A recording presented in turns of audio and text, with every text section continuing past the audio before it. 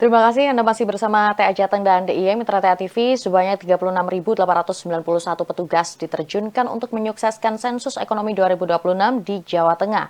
Gubernur Ahmad Lutfi mengajak masyarakat dan pelaku usaha memberikan data yang jujur dan faktual. Karena hasil pendataan tersebut akan menjadi fondasi pemerintah dalam menyusun kebijakan pembangunan, menarik investasi, serta mendorong terciptanya lapangan kerja baru.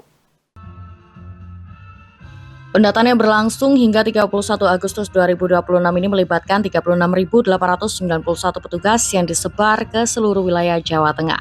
Tujuannya untuk memetakan kondisi perekonomian daerah secara akurat sebagai dasar penyusunan kebijakan pembangunan, serta menyusun kebijakan yang tepat sasaran dan selaras antar wilayah. Hal tersebut disampaikan Gubernur Jawa Tengah Ahmad Lutfi saat menghadiri pencanangan sensus ekonomi 2026 di lapangan Pancasila, Simpang 5, Semarang, Kamis 18 Juni. Ahmad Lutfi menegaskan, data merupakan fondasi utama dalam membaca kondisi perekonomian dan menyusun arah pembangunan. Oleh karena itu, masyarakat diimbau memberikan informasi yang benar dan akurat kepada petugas sensus. Setelah proses pendataan selama 2,5 bulan selesai, pemerintah akan memiliki gambaran menyeluruh mengenai kondisi perekonomian di Jawa Tengah. BPS Provinsi dan Bupati Wali Kota untuk melakukan apel terkait dengan sensus ekonomi 2026. Di Jawa Tengah diterjunkan hampir 36.000 dari BPS untuk melakukan sensus dalam rangka memetakan potensi ekonomi di wilayah kita. Oleh karena itu, sudah saya perintahkan kepada Bupati, Wali Kota, dan seluruh ASN di tempat kita untuk menghimbau kepada masyarakat kita, khususnya wirausaha, baik UMKM, mikro, kecil, menengah, termasuk usaha untuk terbuka sampai ke rumah tangga. Dibuka apa adanya, data akan rahasia, dan ini semua adalah untuk memberikan suatu investasi pertumbuhan ekonomi Jawa Tengah ke depan. Dan ini dilaksanakan hampir 2 bulan, terhitung mulai tanggal 18 ini sampai tanggal 31 Agustus.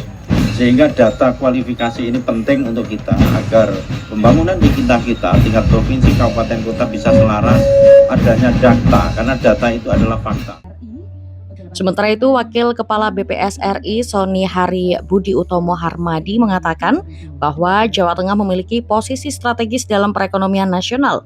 Berdasarkan pendataan awal, jumlah unit usaha di Jawa Tengah mencapai hampir 5 juta unit atau sekitar 15 hingga 25% dari total usaha di Indonesia.